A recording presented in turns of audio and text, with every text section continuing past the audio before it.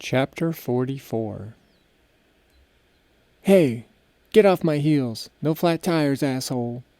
Shouting and laughter tore Coraline from a hazy twilight sleep, snapping her back to consciousness.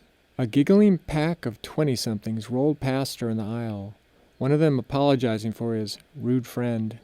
Coraline just smiled weakly and drank some water to get rid of her cotton mouth. How long had she been out? Damn. I wish I could just go full, she thought. Coraline's phrase for when Sis was firing on all cylinders, locks maxed out and ready to handle some shit. But this mission was more important than the rush she got from Sis flooding her mind with raw data, or communing with the expansive might of Core.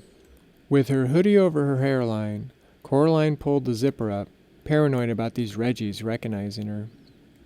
She wasn't in the mood for the typical angry monologues about capitalism, megacorps, robot overlords, ad nauseum.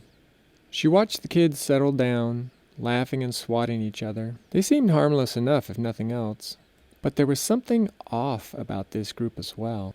She manually looked them over, squinting with her unaugmented vision. Coraline was brilliant, but rarely roughed it without Sis. She struggled to stay focused and felt naked without the usual layers of levitating data between her and the rest of the world. Like glamping for the brain, she thought with a smile. Pulling her old phone from a back pocket, she pretended to check something as she tapped her camera, hit record, and zoomed. Yes, they dressed a little more hippie-ish than current fashion. Perhaps a lot. Not breaking any laws there. One of the guys, an overly animated boy with short, sandy blonde hair, was talking wildly with his hands. Holy all the shits, Batman! Coraline screamed in her head, eyes locked on his fingers. There, right there in plain sight, tattoos of the same symbols they had found on the druggie doily. Okay, it was a stupid name now that she thought about it. Just then, the young man on her screen got a faraway look. Extremely focused yet absent. The same look Sasha would get after her drug-fueled jungle romps with Emily.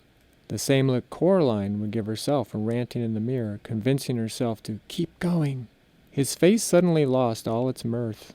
Even though he hadn't been looking in Coraline's direction, he turned slowly, staring dead-eyed past her phone and into her meddling mind. How? Hey, you recording me, lady? He said, head cocked to the side like a dog. Oh, damn. The rest of the crew fell silent, looking around the train car's slick composite interior for other witnesses, passengers. Nope, just her. Shit. Should have brought security, or told someone at least. You can't stab an attacker with a cell phone, dumbass. Coraline got to her feet and stashed her phone in case she needed her hands. Nervously, she quickly calculated how many of these strangers she could fend off without Sis, how far she could run if the train stopped, and all the dangerous nanoseconds in between. 'Cause all you gotta do is ask, sister. But asking is the right thing to do, you know? Okay, is this guy high right now, or just super-duper friendly? Coraline thought, her shoulders softening. He gave her a "come join us" arm movement. She stepped into the aisle filled with nervous apprehension. Coraline walked and talked sheepishly as she tried to move casually toward the pneumatic exit doors. Oh gosh, I am very sorry. How rude, right? It's just, I'm an amateur photographer and your tattoos are so interesting, she said. A woman with a fitted shirt and painted-on jeans, maybe a foot shorter than the man, stared hard at Coraline, if she had broken some sort of train rider taboo. I don't think so, the woman said confidently, in a sleepy, hypnotic tone. Tara! A couple of the others hissed, but she continued. No, you're something else. Well, I did say amateur, Coraline demurred, trying to bury the lie behind semantics. We're all amateurs. That's what Sasha says, the blond man stated, a mesmerized look on his face. The name emptied Coraline's mind like a receding wave. Then it refilled it quickly with a breaker of turbulent, foamy dread. Could it be true that this ragtag jumble of inebriated kids was somehow linked to Dirts? Aw, he's just messing with you. Just show the nice lady your tats, idiot, a friend said, playfully smacking the back of his head. He rubbed his hair with a sour look, huffed in deference, and held up his knuckles. I really can't go into these 'cause they're way too personal, he clarified, then proceeded to go into them. Kids these days, I tell you. But see, they're about a journey, you know. Each finger, he said slowly, apparently beguiled by his own digits, touching each one with his other hand, is like a trial, yeah, that I went through. Each one is a dark night of the soul, man. I know you don't know, but you know? Oh, but I do know, my young, shaggy, shaman wannabe friend. I know far too well. At least you're cute. So, are you guys like a gang or cult or something? Coraline asked, purposely playing the village idiot card, hoping for an impromptu reactionary education. A gang of love, ha ha, one of them squawked, hanging on the man as he pretended to be annoyed, pushing her off. No, like I said, it's something you have to experience, you know? Words won't do it justice, man, because... Just a little more, Cora. Easy now, almost there. Don't be an arrogant ass. You'll spook 'em. You mean like a drum circle or something? A vision quest? I watched this documentary once about Siberian shamans, and the same pint-sized girl stepped closer, looking like she had just taken a shot of espresso. You're an old soul, man. That's what it is. Look at her, man. She has been there. They all approached Coraline and stared at her like she had just dropped a robe at a day spa. Fuck me running. Excuse my language, but yeah, I do see it now, Blondie exclaimed. He was looking Coraline over and, oddly, also at the space around her, as if she were wearing a parka made of solid gold. The others were doing the same, making Coraline's pulse race. Illogically, she recalled an episode from her favorite zombie show. Specifically, the scene right before an uninfected got devoured by the mindless hordes. Suddenly, a woman's voice rang out from behind the pack, cutting through the silent, unsettling analysis. Well, only one way to be sure. Give her one. The blond guy shot her an aggro look, then wisely and quickly retracted it. But he also didn't seem to be making any moves to execute her order. Okay, fine then. I'll do it, the confident mystery woman said, stepping through the others. She was tall, with most of her hair up in two buns, dyed in all the brilliant hues of an artist's color wheel, but in a good way. It showcased her handsome, classically beautiful face, setting off her golden brown skin. She had every finger tattooed, and a couple other places to boot. A light freckling covered her cheeks, contrasting against her piercing eyes. Despite her hair, she was the least hippie of the pack, and was either stone cold sober, or just as deep in it as Coraline had been in that muggy jungle. She stopped an arm's length from Coraline, then let out a weird, purposeful huff of air, like a silent kya. But then, just as weirdly, she drew in a slow, deep breath, as if she were about to free dive underwater. Her body became visibly relaxed, yet prepared. Not an ounce of distraction from Coraline, her friends, or the environment. Even without her sis, Coraline could tell two critical things about this individual. She was highly disciplined, could alter her mental state at will, and was dangerous. Okay, 3 things. Watch the doors, the young woman ordered with a strange overtone quality to her words. This time, others obeyed without question. Coraline liked her already. The woman drew up her left arm and wrapped the fingers of her right hand around the bracelet she wore. It was a discreet, thin titanium bangle with round, shiny black beads hanging off it. With a slight twist and a yank, she removed one blueberry-sized bead and held it out at her enclosed fist. Coraline stared at her hand as if it were a ringing dinner bell, but then forced her eyes back to the woman's face. Don't blow this. Act human. Remember how slow the Reggies move. Match that. If you're meant to join us, you'll find us. If not, you'll be mostly fine in, say, 12 hours, the woman said as snickers broke out, bouncing off the quiet interior. Is this drugs? Coraline asked, trying desperately to mask her experiences. Hey, You wanted to know, right? So are you in or are you out? The woman asked.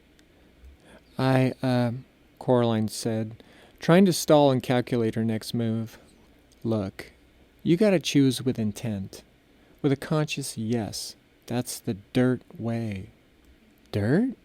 Coraline thought, trying frantically to scour her memories for a connection, but without her sis, she couldn't. I said, are you in, or are you? Eyes locked with Coraline, the woman let go of the bead as Coraline watched it fall in slow motion. It was heading for the floor, the nasty, grimy floor. Coraline usually didn't have to think to act, and therefore couldn't predict what would happen next. As her hand traced the path of the beads through the air, she dropped into a crouch and caught it with thumb and forefinger, a mere half-inch from the scuffed and stained rubber flooring. Ha! That was a close one. Coraline started saying as she arose, excited as a kid catching a home run ball. And that's when she felt it. The cold, recycled train air on her bare head. The sudden weight of her hood tugging at her neck, and the sickening realization of what that meant. Coraline blushed, along with her now glowing locks, their safety cone orange reflecting off of every goddamn shiny surface. Anger shot across Coraline's face as she mentally berated herself for not finding this software bug earlier. Great, another programming screw-up. Coraline, you idiot. She had moved to grab the bead with such panic focus that Sis, her ever-faithful assistant, came online to fulfill Coraline's subconscious desire. Aw, shit, she's a fucking bot, one of them yelled, as the group jumped back with an agility Coraline had only seen from her own kind. But she had never heard any of her people referred to as a bot. What did you just call me? Coraline stammered, her eyebrows coming together as Sis analyzed the boy who had possibly just insulted her. However, unlike her crew, the woman who had fleshed Coraline out with a simple ruse hadn't moved a muscle. With Sis back in play, Coraline picked up on the blurring micro-adjustments in the woman's eyes. She must be processing all this at breakneck speed. But how? Coraline wondered, trying to extract more clues from this shadowy figure.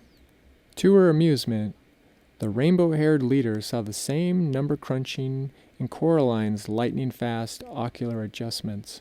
Staring at the writhing, now angry lemon locks, the leader considered her next move, and whether she wanted to risk a pawn or a knight on this why fuck nobody.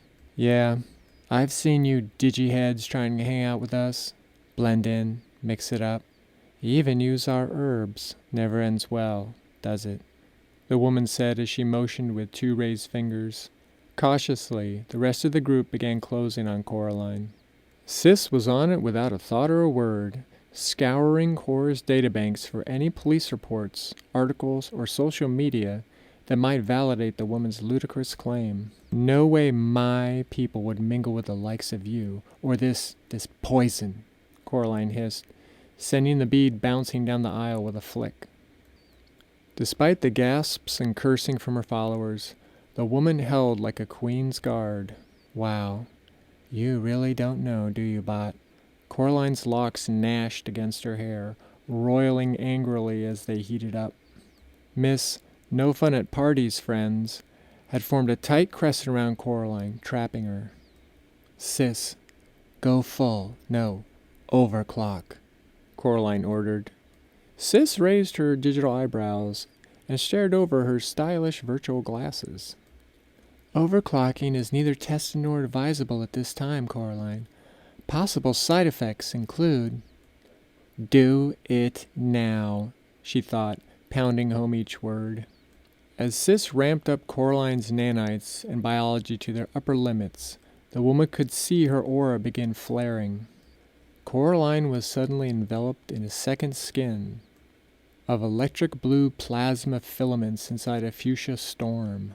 Her locks threatened to burn her scalp as heat haze rippled off them like hot pavement. She clenched her fists, straining against the surge of pain and raw energy.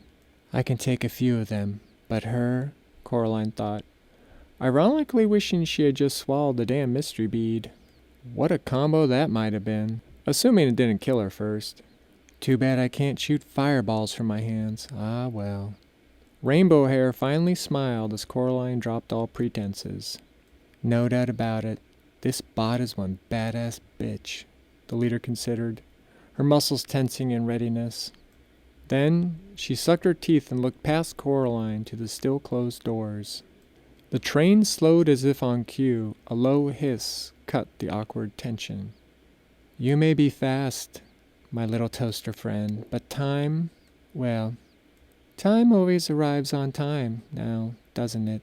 The woman said, eyeing the exit strategically. The regenerative braking finally brought them to a precise, non-jarring stop.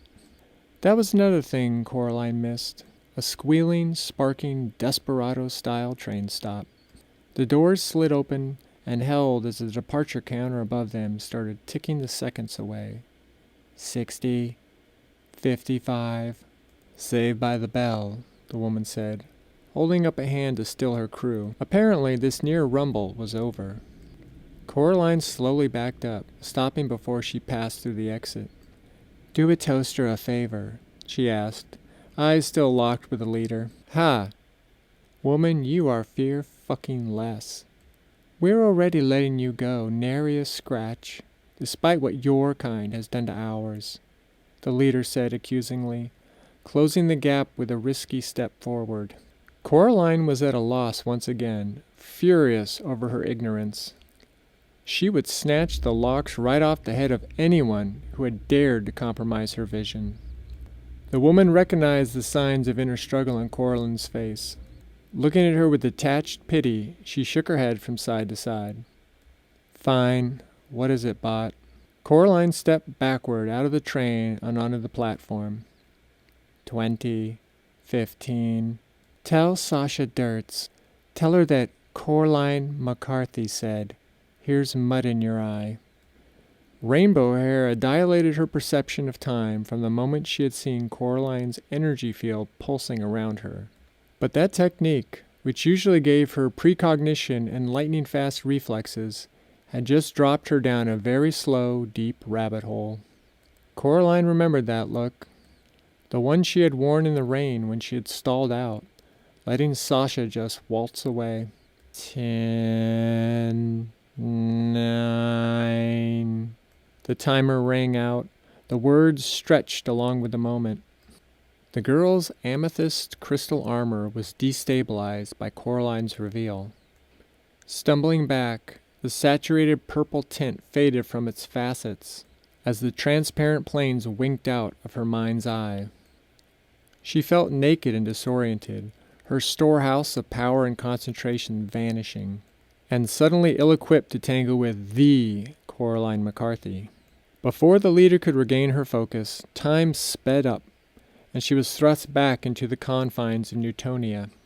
But despite the odds, the old, angry voice in her head demanded that she save face by at least counting coup. Filled with rage and embarrassment, she lunged for Coraline's throat. 1. Her palms smacked the now closed glass doors, and she pounded her fist once in defiance.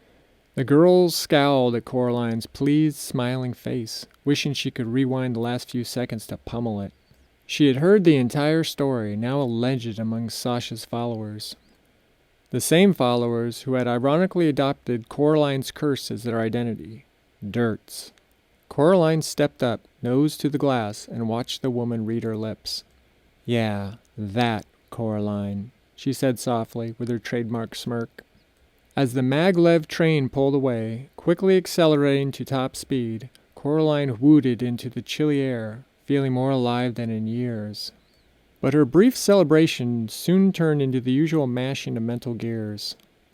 She had lost all interest in exploring Sasha's drug dens. Now, she just wanted to get back to HQ pronto. Reading Coraline's thoughts, Sis dispatched a speeding car to pick her up. Unfortunately, her hope of luxuriating in a private victory was scuttled. Later, as the car pulled itself up to the platform parking lot, she blushed, and her smile fell. Inside, Harold sat, arms crossed stoically. It would be many miles before he spoke. Are you insane, my dear? See, I can cuss less if I really want to, he proclaimed, half-heartedly proud of his reform ways. She is out there, Harold, alive and well, and not selling or shooting smack under a bridge. She has built I don't even know, religion, army, customer base. I can't even categorize it yet, but it just feels like she and I can't lose each other, you know? We keep crossing paths, like we're living in the same damn comic book or something. This might cost me sex later, but are you Superman or Lex Luthor in this scenario? She shot him an acidic look, but then smiled and laughed at herself. Firstly, here we go with the lists, he said in mock annoyance. Firstly, you are never relieved of fuck my brains out duty. You hear me, soldier? Affirmative, he said, with a short salute and a long grin. And secondly, my beautiful man, we may have to take this show on the road, Coraline said, steepling her fingers to his dismay. Meaning? He asked, knowing he wouldn't like the answer. Meaning, she said, resting her hand on his thigh dangerously close to his swollen cock. We need to leave Earth. He turned to face her, jaw dropped, and shocked for the millionth billionth time by her boundless ambition. Dude, what the f...